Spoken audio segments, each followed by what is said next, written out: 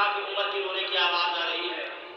پوچھا کہ اے عمر، آپ تو صحابی رسول ہیں، اللہ رب العزت نے آپ کو یہ مقام عطا کیا ہے، نبی پاک صلی اللہ علیہ وسلم کے اتنے قریبی ہیں، سارے لوگ آج عید کے دن خوشیاں منا رہے ہیں، لیکن آج کے دن آپ غمگین ہیں، آپ رو رہے ہیں، وجہ کیا ہے؟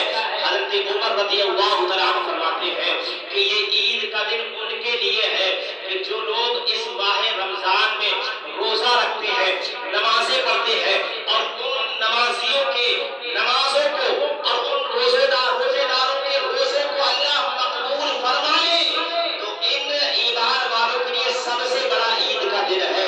حضرت عمر رضی اللہ تعالیٰ عنہ فرماتے ہیں کہ مجھے اسی بات کا افسوس ہے، اسی بات کا غم ہے، مجھے خوف ہے کہ میں نے جو نمازیں پڑھی ہے، میں نے جو روزے رکھے ہیں، پتہ نہیں اللہ کی بارگاہ میں میرے مقبول ہوئے ہیں کہ مقبول نہیں ہوئے ہیں، کیونکہ عید کا دن ان کے لیے ہے جو نمازیں پڑھتے ہیں، جو روزہ رکھتے ہیں، اور ان نمازیوں کی نمازیں روزے اللہ کی بارگاہ میں مقبول ہو جائے. یہ کہنے والا کون ہے؟ وہ عمر ہے جو راستے سے اگر گزر رہا ہو، شیطان اگر دیکھ لے تو اپنا راستہ بدل دیا کرتا ہے.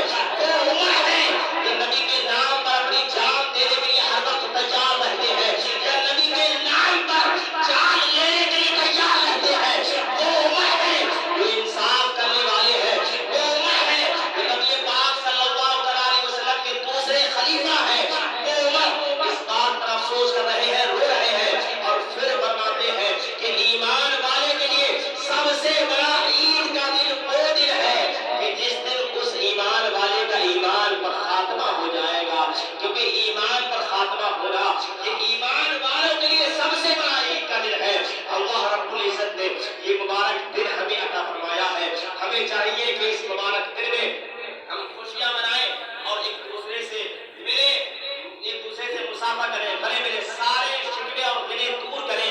کسی نہ کسی بات پر آپس میں کوئی اختلاف ہو جاتا ہے، سارے اختلافات اس مبارک دن میں ہمیں دور کر لینا چاہیے، کیونکہ یہ خوشی کا دن ہے، خوشی کا موقع ہوتا ہے.